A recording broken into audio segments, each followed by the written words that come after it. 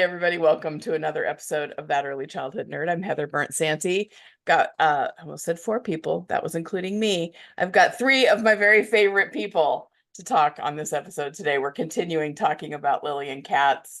So Lizz Nolasco, hello, Liz. Hello. And Tiffany Pearsall, hello. Hi. And Sam Balch, hello. Hello, hello. Hello. So we're gonna talk about what Lilian Katz thought about mixed age groups. Are we ready? Are you excited? Are you thrilled? Yeah. Yeah. Obviously. It's timely because this morning in my early childhood education intro class, the 100 class that they take at the beginning, today was the day to talk about different kinds of settings and which I always use pictures of Tiffany, some of your kids just going nuts in the mud in a mud suit for my nature school setting. But anyway, one of the things I talk about, I include in there is mixed ages, even though it's not like a technical setting. It's something we talk about in this. And one of the students was talking a lot about how she has 3, 4, and 5-year-olds, and she really wishes she could get the 5-year-olds to understand their responsibility with the younger ones. And I was like, well, that's not quite what I meant when I said there's a benefit, but well, okay. So maybe we'll keep talking about it. Maybe you all give me something good to say to her on Thursday when I see her. But we've got this article from Lilian Katz called Children's Garden of Learning, the Benefits of the Mix. And we did have some discussion off mic to figure out this was published in 1998. So a little bit later than the other couple things that we've talked about with Lilian Katz so far in this series.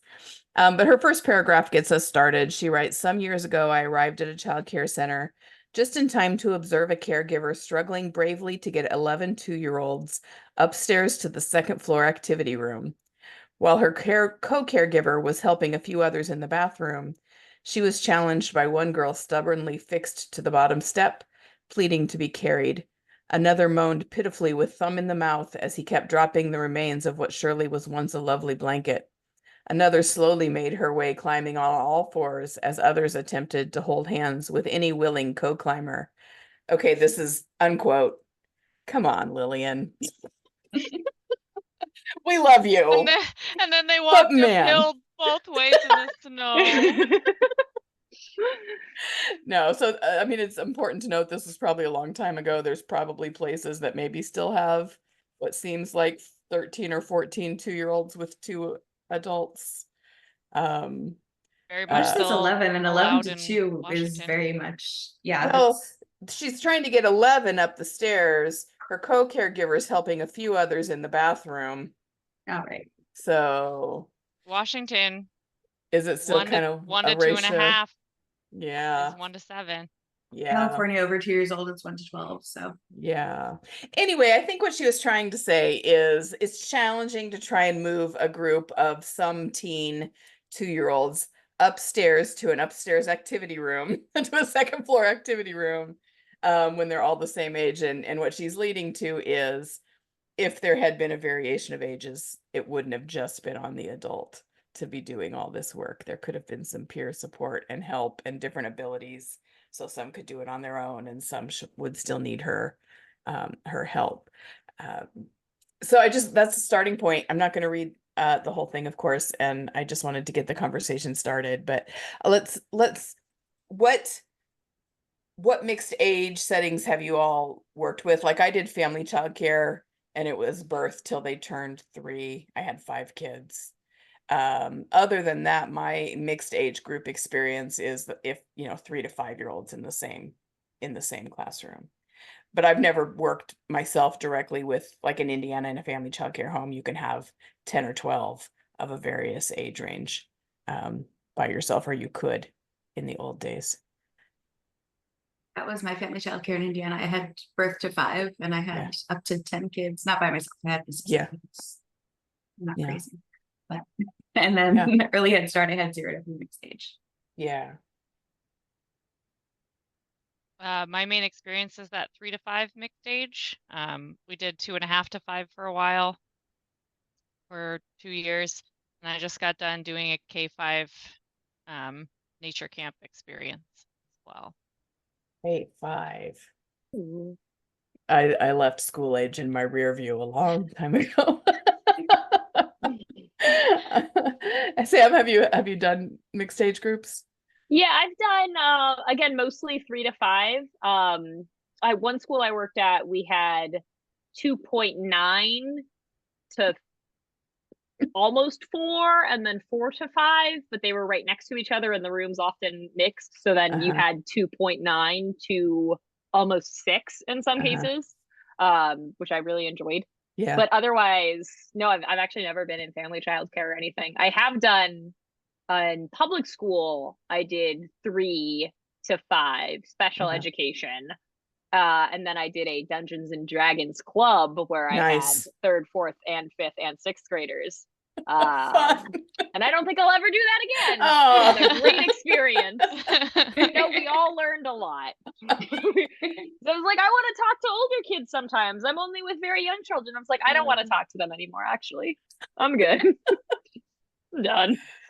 Oh man. You know, I think I've talked on the show before about having sort of a very, not even sort of, but a very conservative fundamentalist period of my adult life, in which I was very scared of Dungeons and Dragons.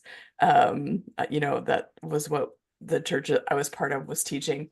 And so when my son was just about that 5th, 6th grade and wanting to get into it, I was like so nervous, even though I wasn't in that church anymore.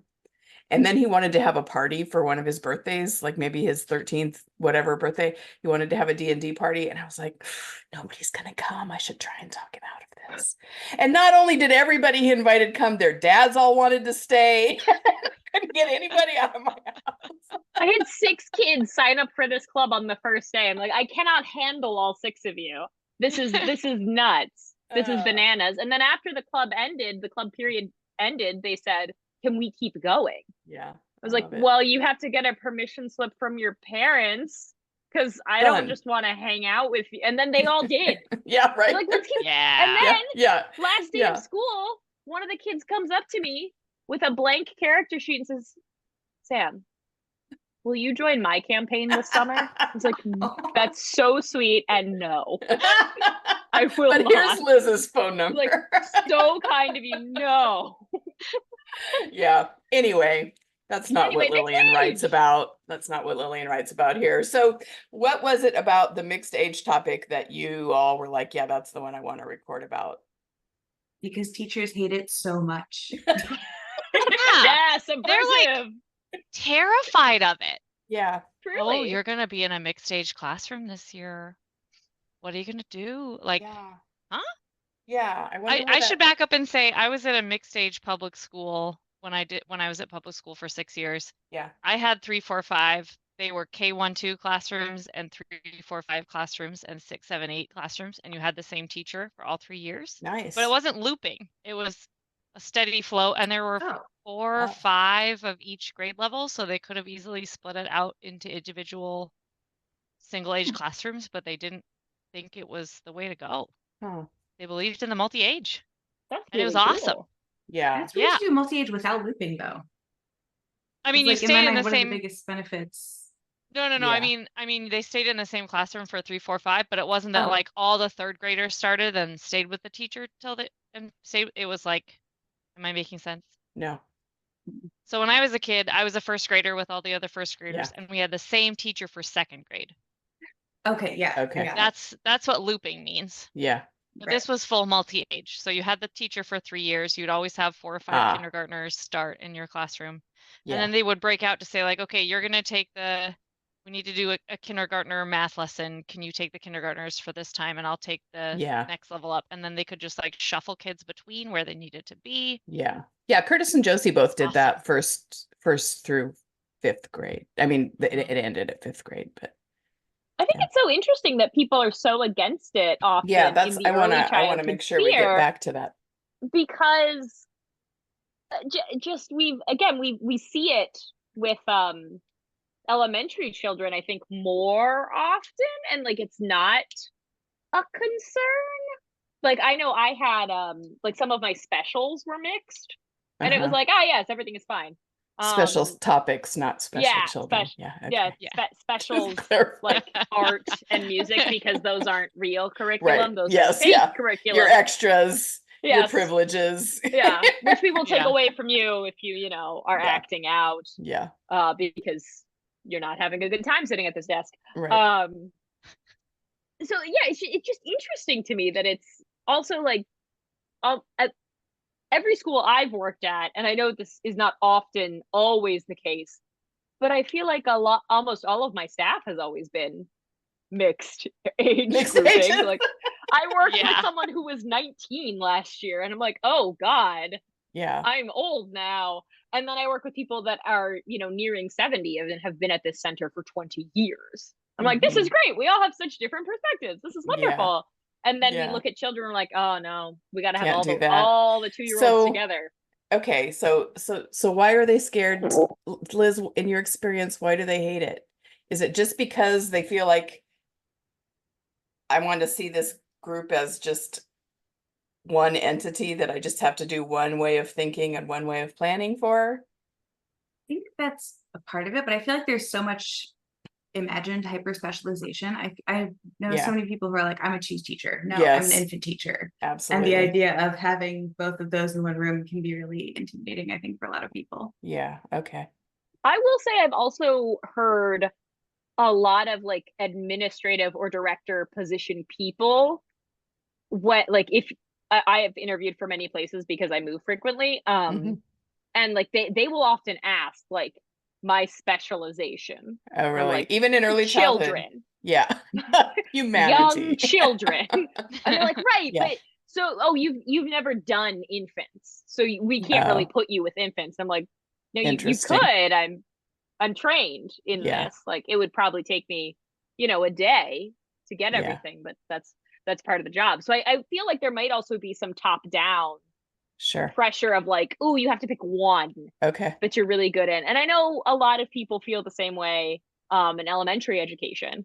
It's like, I'm a 5th grade teacher. I'm a 1st grade teacher. I could never teach 3rd grade. I'm like, well, you probably could. And you're like, no, can't do it. It's not what I do.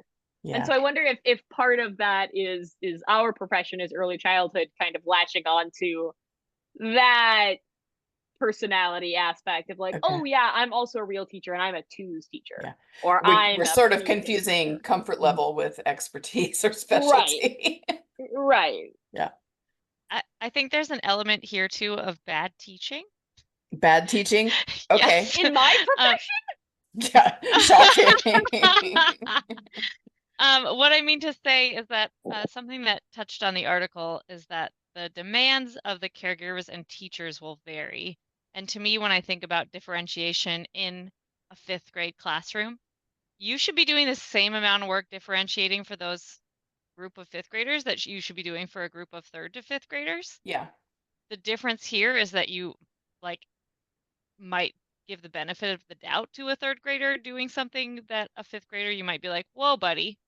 But in the context of this multi-age classroom, you can slot everybody in to the actual place they need to be. Well, and that's one of the things, that we talked about in class when we were talking about the mixed age group, is that it does not matter what number you have on your door. You have a mixed age group, right? Unless everyone in your room was born on exactly the same day. Right. You have a mixed age group. And even if that's the case, you still have a variety of individuals within that, even if everybody is an exact birthday chronological peer. They're still not all the same child. That's why I wondered if it's coming from like a planning perspective. Like if I can just look at this group of 3s and know that I have this book about activities for 3s. And that's where I say it's a bad teaching problem. Yeah, right. Yes. Yeah. I would because if you're just gonna these are my lesson plans for 3-year-olds, and Yeah. this is how these are my circle time activities I do for each of the 4 weeks in September, then you're not doing the work. Mm-hmm. Yeah. All right, Yeah. Liz. All right, Liz. Here's you, Liz. Come on, jump in. I was just agreeing. I mean, I think there's so much that's underpreparedness, maybe, right? I mean, this idea of the individual variation within that age, like you were talking about, Heather. And also the idea that there is so much development in the first 3 years, first 5 years throughout childhood that there certainly is specialized knowledge to acquire, right? You do need to know how to interact with children where they are developmentally. Mm-hmm. And it is potentially asking a lot if you're asking someone to suddenly expand that range. So I don't want to totally crap on teachers who don't who are right at mixed age. That's fair. Because That's there is fair. more knowledge to have. That's a fair and balanced Yeah, shake. I think, yeah. It makes me think too of when I was a center director and I would be doing interviews, for an infant or toddler space that I had open. And I don't know very many people. I know maybe two who've in my real life who are like, yes, definitely infants and toddlers is what I want. I always would get, okay, well, I'll start there, but if there's an opening in preschool, could I move up? And some of them then end up falling in love with that age that they're with. And I think that's the same thing that we could expect in a mixed age group. I think there's a mental barrier though, when we just have one number that we use to refer to the group that we're working with. And there are some systemic things that make it hard to be the teacher who moves away from themes and individualizes, but it starts with being willing to move away from themes and homogeny and start to do some individualizing or at least small grouping, I really like how she put it in the article. The wider age range in the group somehow makes it easier for adults to acknowledge and accept these individual zigzags and patterns of development. I really like that phrase. Yeah. Because I think kind of going back to the bad teaching, but like also just in like uninformed teaching. Yeah. Right. Yeah. This idea that development it just keeps going up. Yeah. Everything is great. Everything compounds on everything else, and there will never be a stop, which is patently false and not how brains work and not how young children work.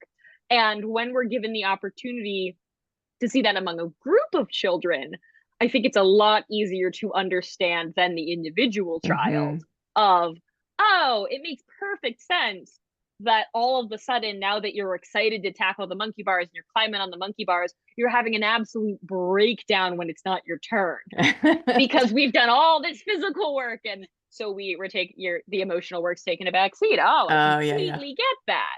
Okay, this makes perfect sense now. Whereas when we're with only 4-year-olds and we're like, why are you crying? So-and-so's not crying. What's wrong? What is this? Why are you doing this?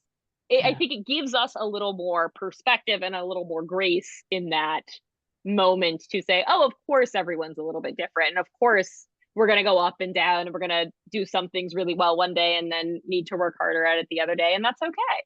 Yeah. Yeah. So I think too that we have, again, this applies to so much, the unevenness of what we expect early childhood teachers to know or be able to do, or degree they have, however you want to measure, however you want to define qualification.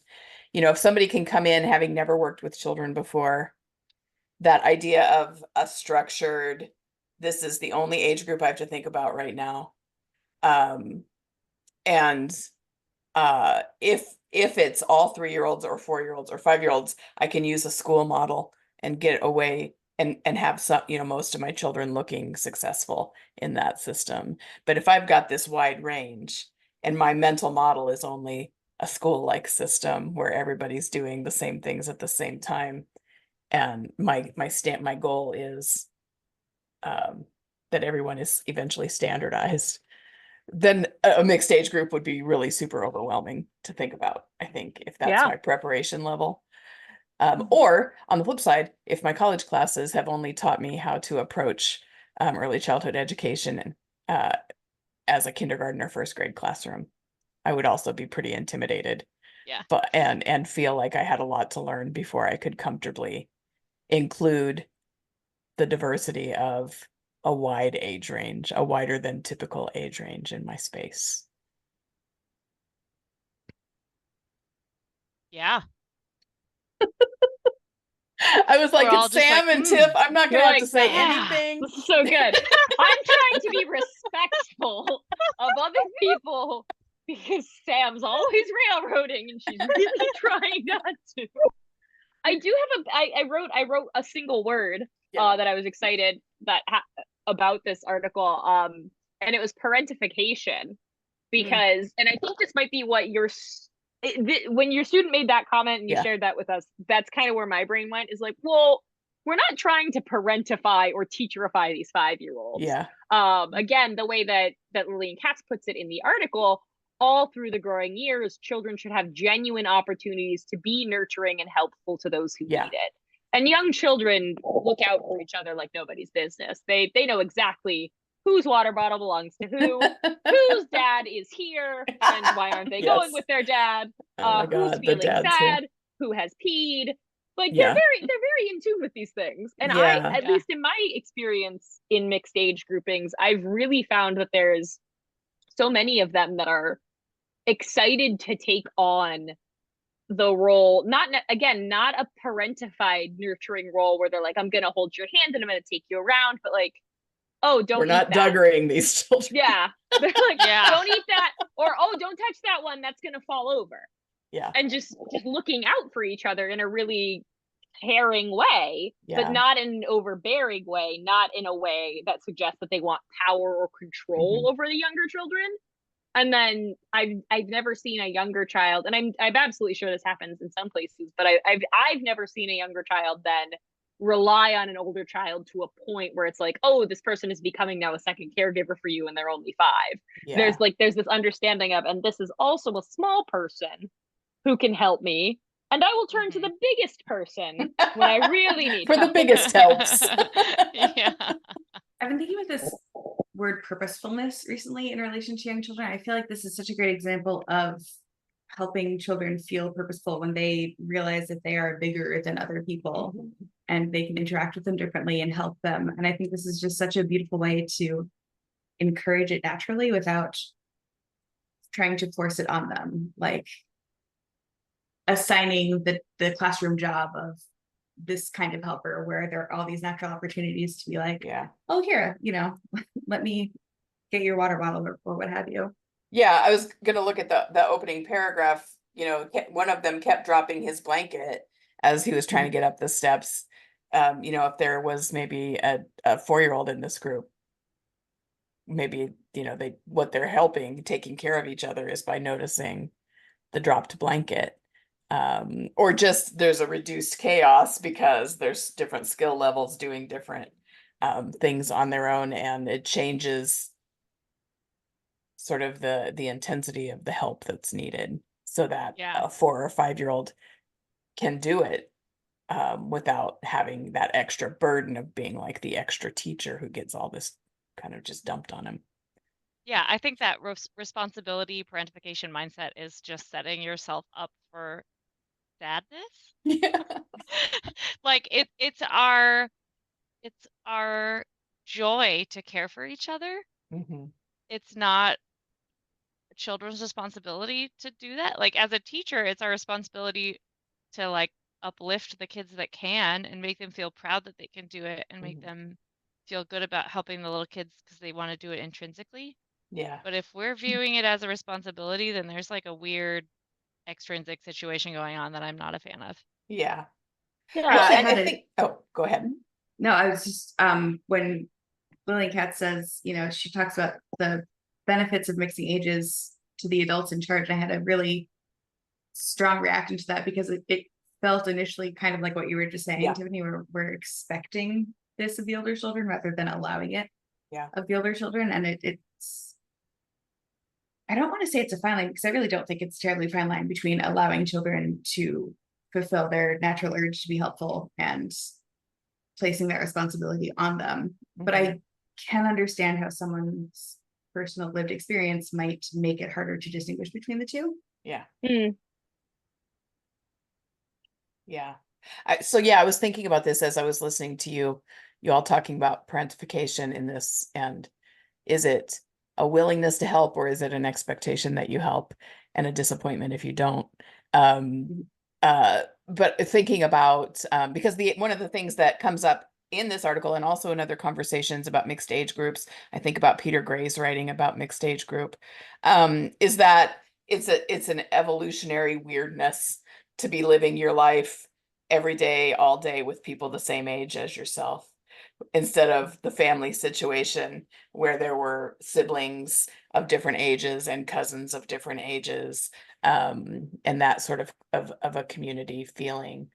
But we can idealize that too, right? Like, Yeah, not absolutely. just because you have a lot of siblings and some cousins the same age doesn't mean that you're not also being parentified.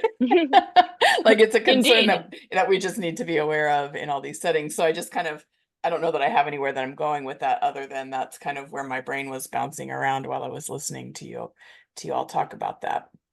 I think part of the way that can help shift away from this idea of it's the 5-year-old's responsibility to care for the 3-year-old in XYZ ways is to really highlight the ways in which the 5-year-old is using their strengths as a method of caring for the 3-year-olds. And sometimes that doesn't look like a direct interaction, right? Sometimes that looks like one of the 5-year-olds put away some of the blocks because they know that's where one of the 3-year-olds in at-mats goes.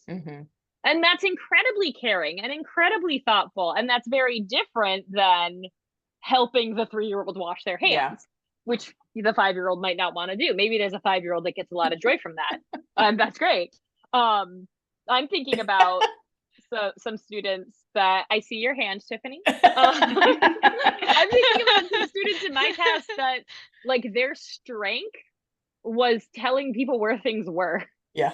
Like, they just knew where things in the classroom were for the younger children, especially the new ones, and would be like, it's on the lower shelf. Yeah. I will take you. Yeah. And then they'd walk away. They're like, I'm not hanging out. My job here is done. Yeah, I did what you needed. Yeah. And now it's Tiffany's turn. Yeah.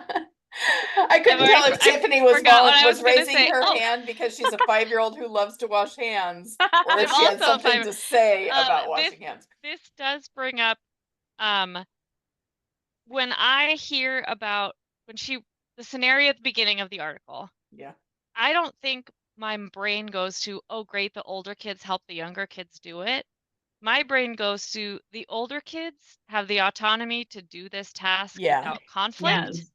And it frees up me to help the ones that need the one-on-one. Yeah. Yeah. Like, that to me is that poor one who's like crying, grabbing a blanket, grabbing for a hand. Like, wouldn't it be great if there were like 4 or 5 kids who were confident in doing stairs independently and knew you weren't abandoning them by being on a different stair than them?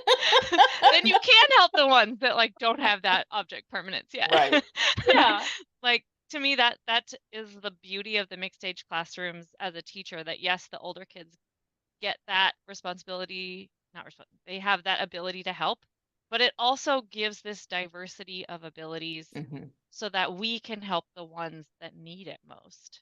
Instead of having to super blast help every single 2-year-old wash their hands, I have 3 2-year-olds that I can work on to wash their hands, which easily fit at a sink with me. And then they get that every time. And then it's a non-issue because I've done it with them every time. Yeah. Like, it just sets everybody up for so much more success. Yeah. That also provides so much wonderful opportunity for reflection among the older children. Some of my current students are going through that now, where they're seeing some of the younger ones crying at drop off, or like upset during another time of the day, and they will, why are you crying? I'm like, oh, he really misses his Abba. He's really sad. I don't cry. Yeah. I don't miss my dad. Like, and that's okay. It's okay if you miss one, and it's okay if you don't. Yeah. When I feel sad, sometimes I cry, but I'm not crying. Yeah. And I see that you're not crying. Yeah. How do you feel right now? I feel good. Oh, that's wonderful. But you know, you could cry, right? Right. You could if you wanted to. You know, you could. You're keeping it in your box, baby. Okay. You get on the box. Oh, what do you think will make XYZ person feel good? And like, they often have just the most, like, cars. It's hey, let's go find some cars. Whatever makes me happy, I think it'd make them happy too. Cookie. Yeah, sure. Yeah. I also think I really enjoy being the teacher that, like, empowers all the children in the room to be helpers. We're very much talking about the older kids helping the younger kids, but there's also those moments of like, Judy's 2 and she's great at dumping stuff out. And you really look like you need help dumping all of this rice out. Like, Judy's on it. Don't talk She's to so Judy ready. about it. She was born ready. Yeah. Yeah. Cause I Yeah. think it goes both ways. I think that like an intentional teacher finds ways to uplift the younger kids to help Right. the older kids at things. Yeah. Well, she talks at the end of the article about that, you know, at the same time that we're appreciating efforts of the older, the growing competence or whatever, and the efforts of the different ages. She says at the same time, teachers can discourage age stereotyping when older ones might be tempted to call the younger ones babies or crybabies or tease them about their behavior. One of my very first jobs was with a group of 2-year-olds, and we were right across from the hall from the 1-year-olds, but we all called the 1-year-olds babies. And when the 1-year-olds would turn 2 and come over, there was always at least one in my 2s who'd be like, "Why is that baby in here?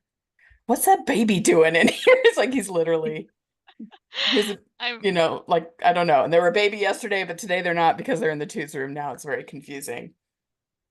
I'm laughing because being called a baby is equal to being called a celebrity at our school. Nice. Like, I'm so sorry. Tell us more. We have just our infant room is small. We only ever have 3 to 4 babies at a time. And when a new baby comes, it is like, hold the phone. Baby Reg is here. Who's gonna tickle his toes? Who's gonna tickle his nose? Like, babies are famous. So then by the time the babies are in the toddler room, they're like, Baby Reg is in the room. And then when Judy, who's my daughter, that's why I talk about her with her name frequently, when she was old enough to ask about things, I said, what's your name? Is your name Baby or is your name Judy? And she would just go, Baby, call me Baby. She wasn't quite ready to let go of that celebrity. So she's still like, depending on what kid, like some of our 1st, 2nd graders are like, how's Baby Judy? I love that.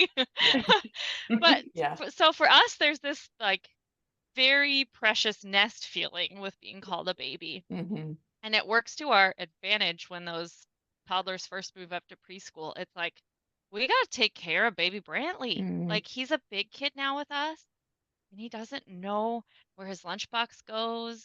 He doesn't know like when it's time to come inside. So like, we got to help baby Brantley today. And there's just so much love with the babies, man.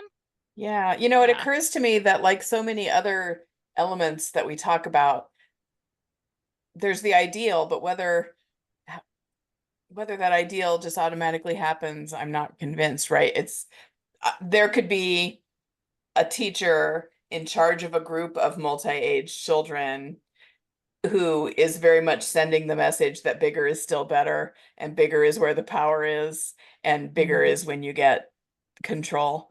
In which case we might not be seeing some of these lovely multi-age. It still comes about with intention and a recognition of the power we have to teach about relationship through relationship, and to teach about diversity by the way we move through spaces of people different than us, even if it's just size diversity, height diversity. Heather, are you telling me I have to be a learned individual who does my job? I'm real sorry. You gotta be learned, I can't Sam. just put a mixed group together and it'll be and good. Suddenly it's beautiful.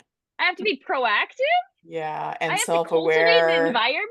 Yeah, all those things. You know, best I can do is a 40-minute circle time. So that's what I got. Well, as long as the 5-year-olds help keep the 1-year-old still, I think you're still good. Exactly. Then you just need to get the regulations passed for a certain number of 5-year-olds to a certain number of 1-year-olds. So you can't have more than twice as many 1-year-olds as 5-year-olds. So you've got to the older child to younger child ratios. I'm literally calling my congressman right now. Yeah, but I have solved the crisis. It's child labor. Everybody can thank Sam later. Indiana will love that. We're very much moving towards child labor. No, but they're 16. They're basically adults. They can get married and everything. It's fine. in childcare across the board, we're very much looking at letting younger and younger children get into it. Anyway, never mind. What I was going to say is something that was related to what we were talking about. If I could just remember what that was. Mixed age, children, Mixed teachers. age, thank you. Can I? Do you have it? I'm doing it. No, I don't have it. Go fillers. ahead. Okay. Go ahead. Go ahead. Can I tell another story about babies? Yes. Please. Okay. Multi-age frickin' rocks. And there's this thing that happens at our school as well, that every child knows how to love a baby and knows how to be friends with a baby. Mhm.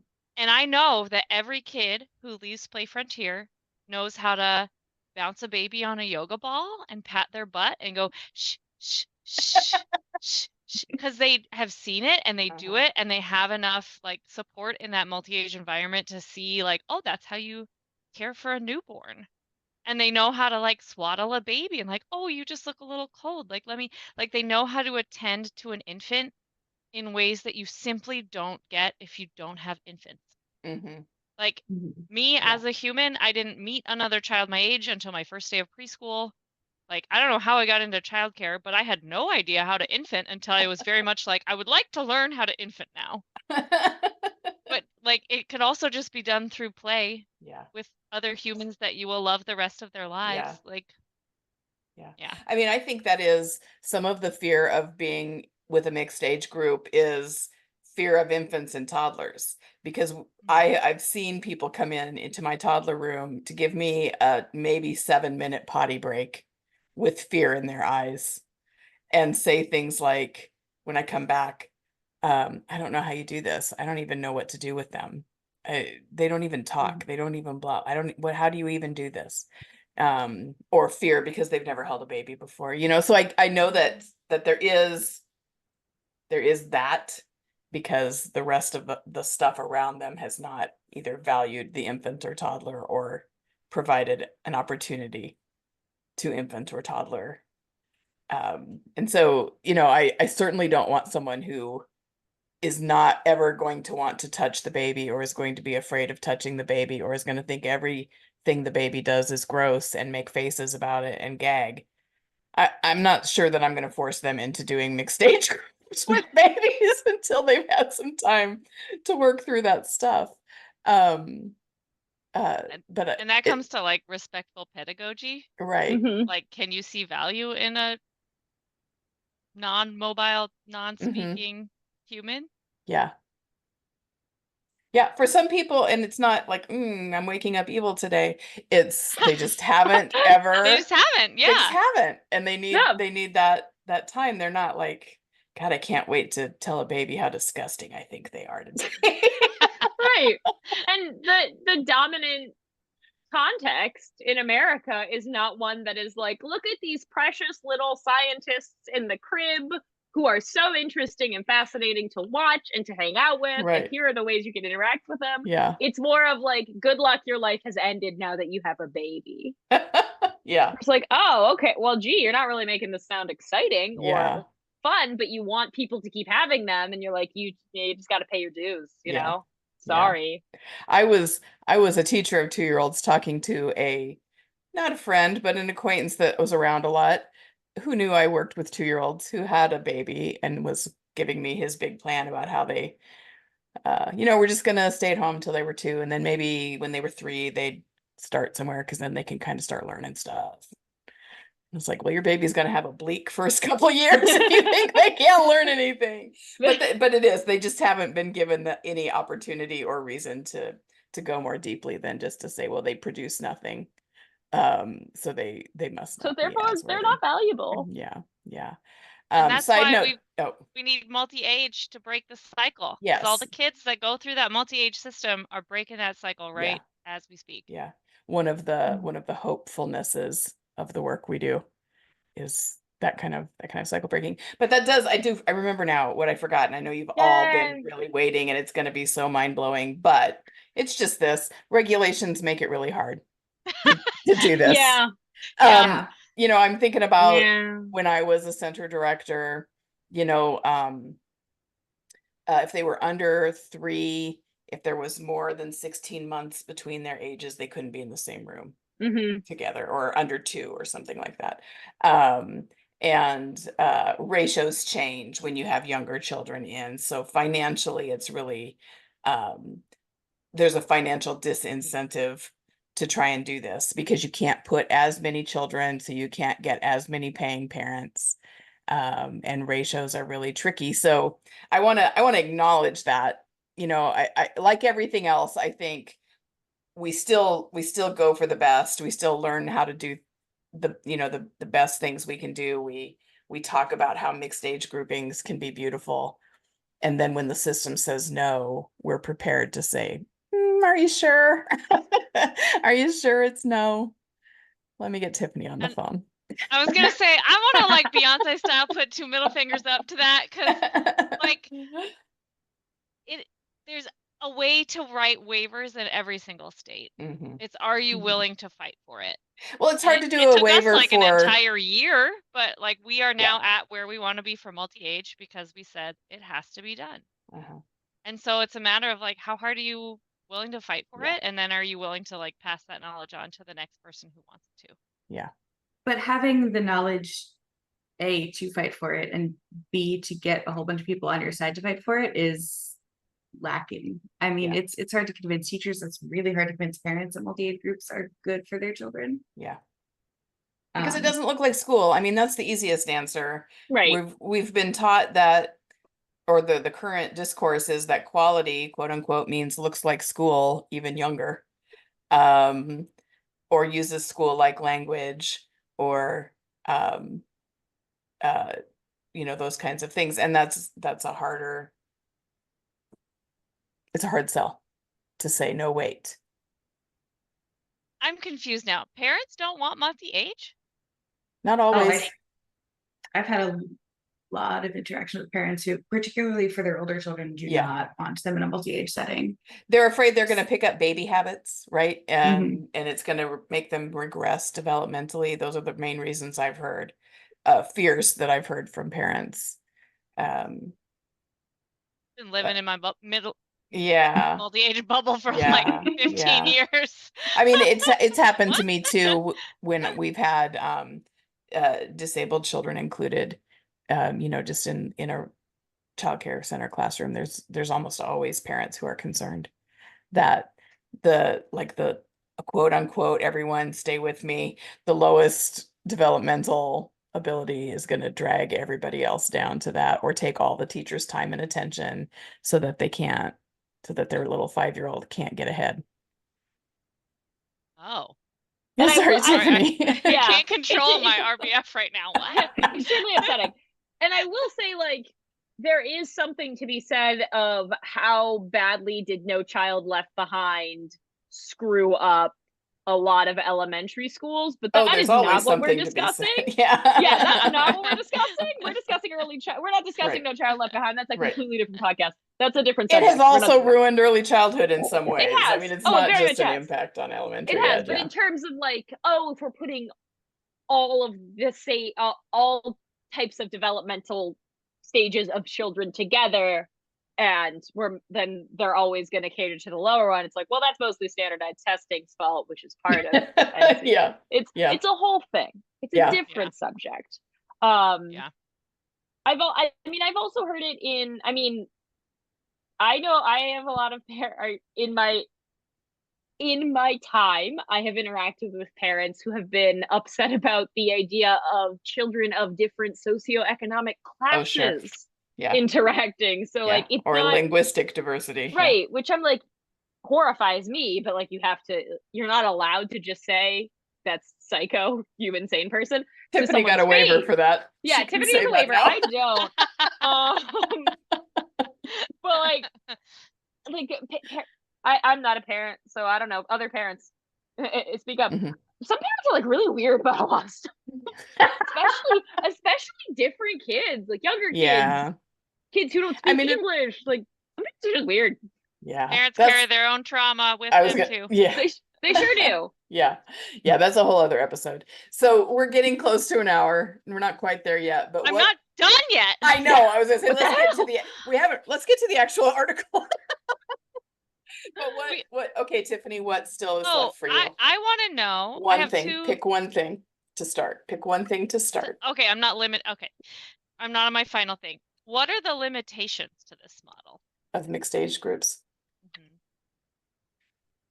I know you're going to quiz.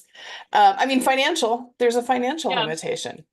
You can't pack as many, and I mean that, however I mean that, you can't pack as many children into the same space. You can't collect as much. Not that anyone's getting rich doing this, but for survival money, like I'm talking about survival money, staying in business money, it's harder to do when you have, your ratios change and your group size changes because of ages being mixed in the same space. Ooh, I mean, I think that's the biggest one.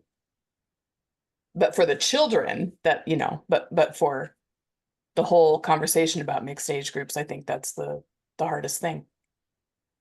I think there's also a distribution issue, right? You can't say you're mixed age because you've got 3 infants and 7 5-year-olds, right? You do need an actual range, right? To see the values that we're talking about. Is that what you mean? Or I think to effectively work with a group of children, you really need a fleshed out range rather than like we have these ends of the spectrum. I think you lose a lot of value of being able to see the individual when you take away chunks of it. I think it's a lot easier to work within a multi-age group. I think it's a lot more beneficial for the children to have all of those experiences instead of just being, because I think then you end up teaching 2 classes, right? You've got the big kids and the babies, and then it's just so you're not apart. Yeah, Liz, that's what I was just going to say, is that effectively then you're not actually engaging in a multi-age setting. You just have 2 different ages in the same room, but you're not doing a lot of that cross-pollination that the article is discussing and that we're talking about that's beneficial for everybody. Then you just put up an invisible wall between them. I was also thinking about group size being really important for this model. Yeah. That you have to have a big enough group size that everybody has a person. Does that make sense? That every child has like adult and children together. That is their best friend. Oh. Right? And there's like the beauty of those best friends being different ages in multi-age groups. But if you have such a small group that there's only 1 5th grader, and like you were saying, Liz, like 3 3rd graders and 4 1st graders, like maybe that 5th grader's best friend in the world is the 3rd grader, but like, let's make sure that there's a big enough group so that every person has a person. Because I think every can kind of, go ahead. I think a big enough group also allows some of those relationships to shift over time, right? Or to become like dyads or triads. Just having more options for play partners and work partners is really powerful, because this is something we've actually run into at my school. Is one of the older classes is really, really small, because we are in an area where in order to get into the best private schools, you got to start at pre-K. So they pull kids out at pre-K, which is, a whole other episode. But then that classroom becomes really small, and then the younger classrooms are much bigger. So something that we're really committed to this year is finding more ways for that classroom, which sometimes only has like 7 kids in it, which is a really small number of 4 turning 5-year-olds, to come and hang out with other kids, either on the playground, within the classrooms, during rest time, when there's also 1-year-olds that aren't sleeping, and there's 2-year-olds that aren't sleeping, and there's 3-year-olds that aren't sleeping, to be able to have those relationships start to grow and give them more options of just people to see and people to hang out with and other people to get mad at and other people to envy and other people to enjoy, to experience the full range of emotion with another thing. What else? Liz, do you have any last thoughts from this? I think one benefit she didn't touch on was kind of where Tiff started, the prolonged relationship with the children, right? The ability to be with those children from when they start until they go off to the next. Because they're not moving from the 1-year-old room to the 2-year-old room to the 3-year-old room. Exactly. Yeah. I mean, I worked at a place that moved children every 6 months, and it was awful. Oh boy. You don't you just get to know a child and build a relationship with them, and then they're off. That sounds horrible. for That everyone sounds so involved. traumatic. Yeah, Like, Yeah. not just for the kids, but for the adults. for I'm everyone. like, No Yeah, secure really. attachments Terrible. here, folks. Right. And they Yeah. moved the We kids actually one are at a a time. It school was a nightmare. that Oh, only oh, believes in even anxious attachments. layers and layers of Yes. sadness, Liz. This was the last place I worked before I opened a family childcare for some reason. Huh. Weird. Yeah, that's odd. That's wild. I'll tell you that I've been thinking about, because I've been thinking about this article for a couple of days since we did the last round of Lizz Katz recordings.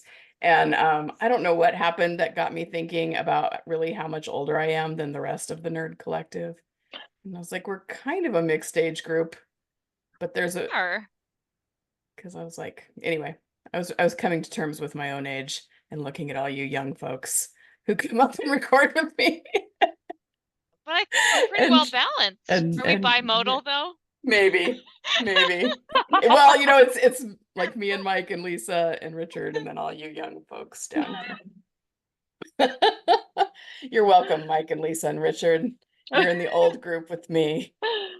In my family, we affectionately refer to that as the olds, and they sit at their own table.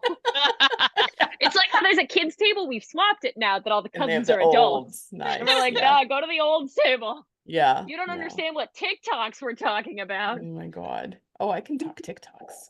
I I'm there. I'm at that table. I can sit I don't at know the what TikTok TikTok table. are. I know what it is. I'm just not there. Anyway, okay, all right. This is what I'm sorry. Derailing the already usually derailed ending of an episode.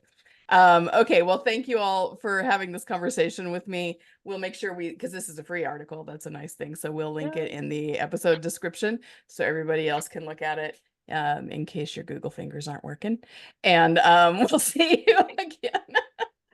You could ask an older or younger friend to help you find this article. And a special tease for watching the video version to see Tiffany's Google fingers. All right. Goodbye, everyone. Thank you.